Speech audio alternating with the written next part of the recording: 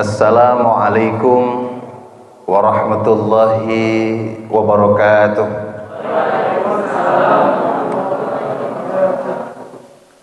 Bismillah, alhamdulillah, assalatu wassalamu ala rasulillah Sayyidina Muhammad ibn Abdullah wa ala alihi wa ashabihi wa man tabi'ahu wa walah, amma ba'd. Bapak Kepala Sekolah SMKN 1 Cilengkrang yang saya hormati, Bapak dan Ibu guru sekalian, Ustadz Ustazah di SMKN 1 Cilengkrang yang saya hormati. Kenapa saya sebut Ustazah ya? Kita mah kalau ngomong Ustadz, Pak Kepala, identiknya dengan Kiai, pakai sorban, pakai sarung. Ya memang di Indonesia nasib Ustadz sama guru beda. Ustadz mah tina tahlilan, guru mah sertifikasi. Padahal guru jeung Ustadz eta keneh. Cuman Ustadz mah bahasa Arab, guru mah bahasa Indonesia. Jadi kalau saya Bapak Ibu sebut Ustadz, ya Ustadznya teknologi ya Bapak Ibu. Karena di Madinah University saya pernah ngobrol, Ustadz itu di sana tuh derajat tertinggi. Kalau di Indonesia mah Ustadznya asal bisa mimpin tahlilan, bisa ngimaman, sudah Ustadz itu. Janggotan panjang, Ustadz gitu. Kalau di sana sekelas doktor gitu. Ya apapun itu, yang penting Ustadz itu predikat kemuliaan, guru itu predikat kehormatan. Maka bahasa urang mah nungaran guru mah digugu, ditiru ucap, kata, langkah, perbuatannya adalah sampel terdepan. Gak akan ada presiden kalau gak ada guru. Gak akan ada gubernur, bupati, wali kota, pejabat lain kalau tidak ada guru. Maka sesungguhnya walaupun guru diatur oleh mereka, mereka teh kudu sadar bahwa yang menghidupkan mereka seperti itu teh siapa? Guru. Mata guru mantong coba-coba disepelekan. Cek bahasa kolot mah kawalat lah. Tetapi kembali kepada gurunya harus menyadari bahwa kita juga adalah pribadi yang memang harus menjaga etik, yang harus menjaga kemuliaan akhlak, tutur katanya juga contohin gitu. Nah makanya kalau misalnya kita pagi ini memperingati Maulid Nabi besar Muhammad Sallallahu Alaihi Wasallam, arahnya ke sana. Karena innama bu'istu liutammima makarimal akhlaq. Rasulullah tujuan utama diutusnya nggak ada yang lain kecuali kemuliaan akhlak yang diangkat. Pak Kepala nggak akan bangga kalau misalnya melihat siswa nilainya 10 semua mata pelajaran, tetapi akan lebih sempurna kebanggaannya kalau yang sempurna tadi didukung, disempurnakan oleh akhlak. Da kenaon pinter ge teu berakhlak mah. Da yang sekarang yang mimpin teh pan orang-orang pinter, tapi akhlakna goreng mah anggar we korup kan gitu. Lebih baik menitipkan dunia ini kepada orang taat daripada kepada orang cerdas. Orang cerdas kalau nggak taat artinya akhlaknya rendah. Tetapi orang yang berakhlak tinggi kurang cerdas bisa dididik. Itu bedanya. Nah Rasulullah ini termasuk karakter orang yang cerdas berakhlak. Rada hese nyarina zaman ayeuna, tetapi bukan tidak mungkin. Ini anak-anak generasi kita, Bapak Ibu yang dihormati di rumah, adik-adik sekalian, siswa-siswi SMKN 1 Cilengkrang, sangat mungkin di generasi ini lahir kembali akhlak-akhlak seperti Rasulullah SAW. Tercermin dari mana? Hiji, tutur kata, lisanun fasih, bahwa Rasulullah itu lidah dan tutur katanya santun. Kasaluhureun, hormat, kasasama, ngahargaan, kasahandapeun, melindungi. Urang mah kadang-kadang ayeuna kasuluhureun culangung, kasasama neke, kasahandapeun, mencat. Jadi sebenarnya tugas kita itu Pak. Jadi yang pertama Rasulullah akhlak dan kemuliaannya lisanun fasih, geus geulis teh santun atuh. Nu cilaka mah geus goreng patut kasar. Ini udah cantik gitu ya, tutur katanya santun, sigana teh bidadari we eta mah.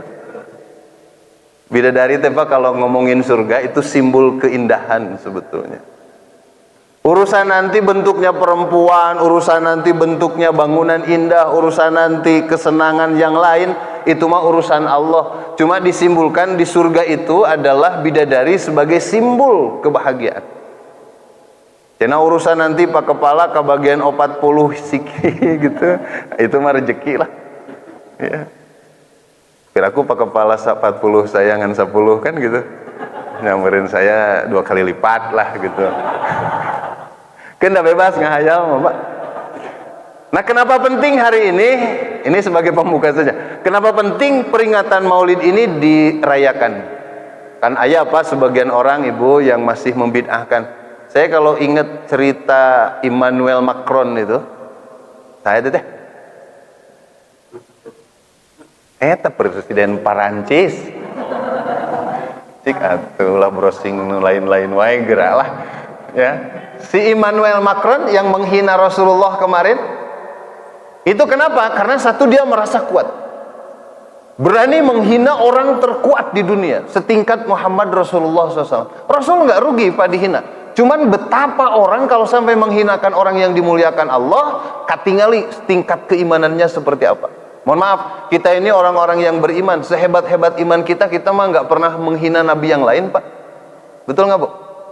Ibu juga sehebat-hebat iman kita masih mengakui Isa, masih mengakui Ibrahim, masih mengakui Musa, semua dari Adam sampai Rasulullah Muhammad itu adalah nabi Allah. Tak satu pun nabi yang tidak kita hormati. Kebebasan berekspresi boleh, tapi tong sok ngehina jelema. Mengungkapkan pendapat boleh, tapi jangan menyinggung. Kan sekarang kita dihadapkan, ada des sekalian, corona can anggeus muncul undang-undang cilaka. Cipta lapangan kerja omnibus law. Eta we jurusan Cibiru Kebon Kalapa, eta mah bus kota. Dan kita mah kadang-kadang ya seperti itu. Makanya kita sekalian Bapak Ibu di peringatan ini, apa bedanya antara peringatan dengan maulid? Apa namanya dengan ulang tahun? Beda. Jadi jangan dianggap memperingati kelahiran Rasulullah itu adalah ulang tahunnya Rasulullah. Ulang tahun mah ibu meser kue di toko kue, terus beli angka umurnya 50 tahun, ya angka 5 dengan angka 0. Terus aina nu riweuh kalau Rasulullah ini sudah 1500 tahunan terus diulang tahunkeun, meuli kue eta angkana loba pisan. Hiji 500 niupna kumaha? Dan itu mah bukan budaya Islam. Nah kalau ulang tahun itu beli kue, beli lilin, sunut, tiup, parem, geus. Gak ada mana apa-apa, makanya bukan budaya Islam. Tapi kalau memperingati itu tafakur namanya. Tafakur dalam konsepsi agama itu kecerdasan yang bergerak. Makanya memperingati Rasulullah jangan ditunggangi emosi ketidaksukaan, tungganginya dengan kecerdasan. Apa bedanya sih orang kalau misalnya Emmanuel Macron di Prancis menghina Rasulullah, kalau di sini dibid'ahkan, kira-kira sama apa enggak tuh? Kan ngahina keneh teh. Dan bid'ah itu kata-kata yang paling ideal kotor untuk menjas sebuah perilaku yang tidak sesuai dengan aturan agama, itu bid'ah namanya. Matak disebut nage dolalah, hari dolalah teh pinar pas sesat itu di neraka. Nauzubillah. Makanya kalau tidak menyukai maulid, memperingati, jangan menghina, apalagi membid'ahkan, karena di situ ada kemuliaan Rasulullah sallallahu alaihi wasallam. Siapa yang memberitakan ini? Itu namanya ada kantor berita terkenal di Prancis namanya Charles Hebdo. Charlie Theo. Ah, eta mah beda nih, tukang ngagaji eta mah. Muntek itu tukang motokopi. Jeung tukang manggabagikan artos, Pak. Nah, si Charles Hebdo ini di dalamnya tuh orang-orang cerdas, Pak. Saya nggak kebayang kalau orang mau memfitnah orang pakai biaya tinggi seperti itu. Orang mau menjelekkan Rasulullah tuh pakai sistem digital yang luar biasa, pakai sistem teknologi high tech. Sampai dalam 1 detik klik sedunia orang tahu kalau di Prancis terjadi penghinaan terhadap Rasulullah. Saya merenungkan, kunaon orang teh selalu jadi objek saja gitu ya, objek hinaan, objek cacian, objek makian. Dianalisis ke saya, ternyata kita teh memang selama ini teh pengguna sih ya, user kita mah, bukan produser. Teknologi kita mah user, HP mah pemahal-mahal pak alus-alus kan, pulsa pak ngadaguan eta we wifi gratis. Saya jalan-jalan pak di Jepang pak, itu namanya wifi di sana itu nggak pakai password. Sepanjang jalan itu semua wifi gratis. Di urang mah ripuh pak di password kabeh. Ai wifi loba ngan hese nu muka. Ya, kaciri pareditna teh. Padahal rek di los, rek di make password mayar mah sakitu-kituna. Betul nggak? Cik atuh sing balagur. Iya. Ini mah pedit teh teu eureun-eureun. Kan nyalak Rasulullah lisanun basi. Siapa tahu ibu teh di situ bisa mengakses ilmu, bisa berbagi ilmu ya. Kalau ada wifi gratis kebenaran ibu keur teu boga pulsa, teu boga kuota, aya ilmu di jalan sampaikan ke murid. Siapa yang bersedekah, ibu sedekah ilmu, orang punya duit sedekah kuota wifi. Jika itu sing balagur. Enggeus dipake password teh di haidan deui ngaranna teh eueuh deui. Eta mah peditna bebeakan eta mah Pak. Jadi kalau Bapak jalan-jalan di Jepang, di kepala kantos ke mana Pak? Ke Australia, wifi gratis kan di sana. Bapak asal handphonenya on, di setiap titik itu gratisan. Mata ulin ke luar negeri semacam itu, tekudu mikiran kota. HP na we sing alus. Tadi urang teh zaman ente jelema kitu, ai casing palus-alus jero apa goreng-goreng Pak. Oh, atuh nu ngaran rarai mah Pak dipoles, digelis-gelis, bibir diberem-berem, anu rada ngalalep dijeding-jeding gitu teh. Kayak nama di nanti teh Bu ngaran teh. Disulam ngan untung usum corona jadi make masker teu kaciri we geus. Siapa rencangan abi hanas aing mah teh bibir disulam Ustad naon aya rek make masker mah nyaho kieu moal jadi disulam teh. Atuh jedingkeun we ku sorangan ceung bolongan siga di dieu teh. Jadi Bapak Ibu yang dirahmati oleh Allah Subhanahu wa taala, yang harus kita lakukan sekarang sok casing palus-alus teu naon, tetapi isi dan kualitas penggunaan itu juga harus ditingkatkan. Panaya sim kuring sering tah manggihan ibu-ibu di pengajian, oh HP-na mah 15 juta, ai pas ditanyakeun akun ke heula bari naruskeun heula ka pun anak.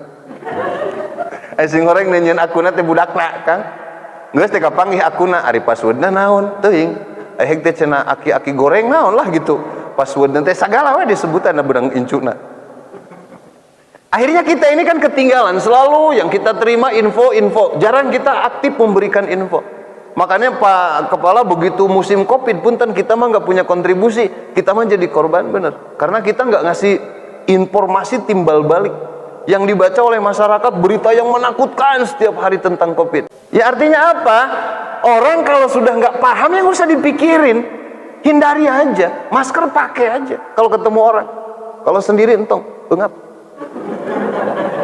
Ya ibu kalau di ruangan sendiri jaraknya sudah jauh-jauh, udahlah nggak perlu banget lah. Kenapa kan Islam apa? Kepala dari dulu kita juga sudah punya etik. Kalau ngobrol terus bersin, tutup mulut, betul nggak? Emang nak karek ayeuna apal 3M umat Islam mesti baheula. Sok sadari lagi bahwa ini ajaran agama loh. Supaya tidak droplet kalau bersin batuk tutup mulutnya. Geus, ulah imah. Pan ciri teh jelema teu berakhlak teh.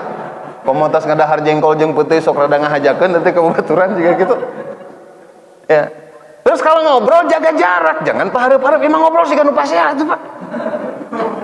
Pak Kepala, nah. Ya datang itu. Manehna nu budak, Pak Kepala mah ngadangueun.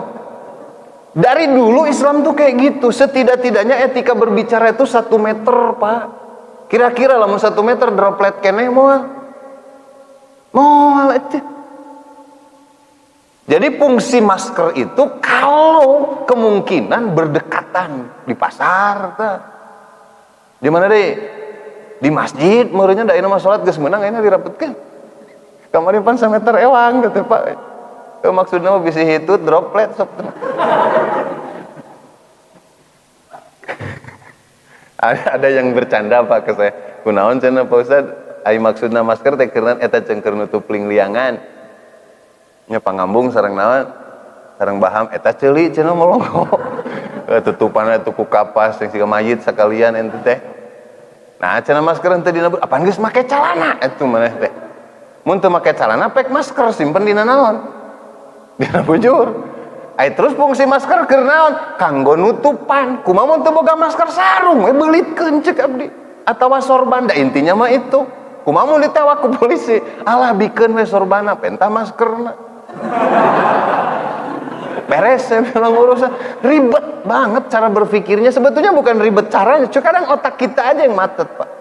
Sehingga ada satu cerita teman saya, Kang, saya ditewak ke polisi, kunaon gara-gara tuh make masker, tas di mana gitu, tas di pengajian, make sorban, make pancek mana lagi lain ku sorban, dah ku masker.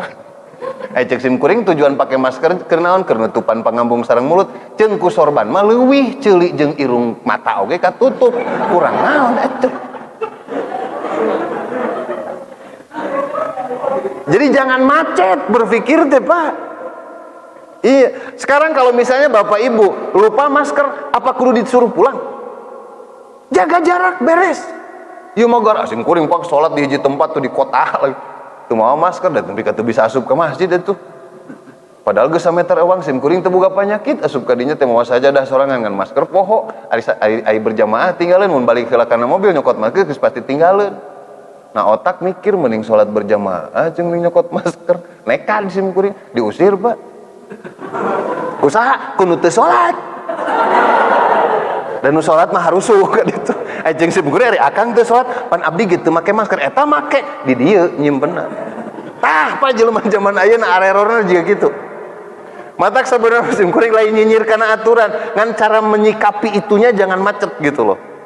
Rasulullah itu dari dulu orangnya cerdas banget Pak. Lisanun fasih itu menampakkan kecerdasan. Disebut fatanah.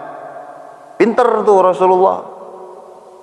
Pinternya cara gimana? Da wabah teh lain karek ayeuna tiba heula cek Rasul. Yang namanya wabah kalau menghinggapi satu kota, sok anu geus gering tong kaluar, anu can sehat tong asup. Lockdown ngaranna. Isolasi cek zaman ayeuna. Jadi ujian boleh tapi ekonomi enggak boleh turun. Pandi urang mah begitu aya pandemi kabeh pan ngarocak. Nu boga hutang ngadadak mampu oge teu hayang mayar kan gitu. Gara-gara saha tah? Gara-gara corona ejek nu boga bang da aing corona setidak hutang mah kudu dibayar. Meni asa atoh, naon hubunganana? Iya.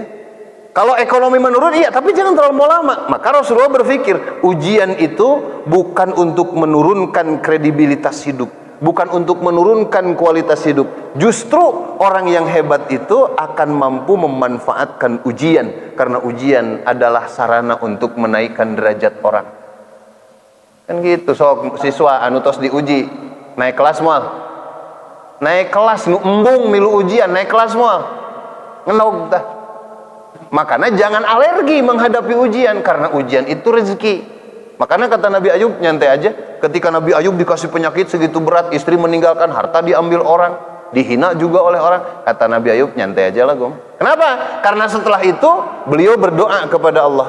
Ya Allah, aku ini diuji udah penyakit berat, ibadahku terganggu. Aku minta Rahman Rahimu kau nampakkan di tengah permukaan hidupku ini. Dibuka oleh Allah, keluarganya balik lagi, hartanya balik lagi, keharmonisan bertetangganya balik lagi, dan lebih dari sekedar itu Allah turunkan kasih sayang yang tidak terbatas dari Allah Subhanahu wa ta'ala. Makanya kalau kita hebat melewati ujian ini, sok tingali nyage daring, insya Allah otakna moal garing. Ya. Nyage online insya Allah tidak akan jadi penghayal. Da ilmu mah bukan masalah tempat, hanya soal keseriusan. Kenapa orang lebih sukses di tempat? Karena kita terbiasa kalau mau belajar tuh di-input, jarang mencari. Kunaon siswa sok ngalahkeun guruna, ibu da ieu mah tecan dibikeun atuh baca ku sia teh. Karena kita terlampau biasa disuapin. Sok anak ibu di rumah, sudah makan belum? Belum. Kenapa? Dalil eueuh dahareun, ngan leungeunna males. Makanan instan sudah ada, beras sudah ada, peralatannya canggih-canggih, ku listrik kabeh tinggal nyetrekeun. Da eta curug budak urang kedulna moal aya tuh, Pak. Da si bibinya pergi, ari sia teh saha atuh. Eta kalaparan nyalahkeun pembantu, jeung hebatnya teh indungna teh nyarekan pembantu. Ini yang kemudian zaman ini yang menyebabkan kita harus berpikir lebih maju lagi.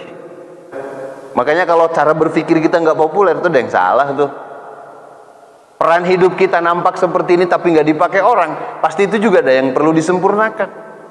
Kalau kita sudah kaya dengan ilmu, kemudian ilmu kita juga nggak bermakna, nah itu harus diperjuangkan untuk bisa diakses orang. Mungkin kurang kreatif aja, bukan tidak ada fasilitas. Kenapa ilmu kita nggak nyampe? Fasilitas sudah ada, teknologi sudah nyampe, live streaming kapan dilakukan, bisa di mana aja. Mau di kendaraan, mau sedang tidur ngorok bapak live streaming ya menang ayeuna mah tuh.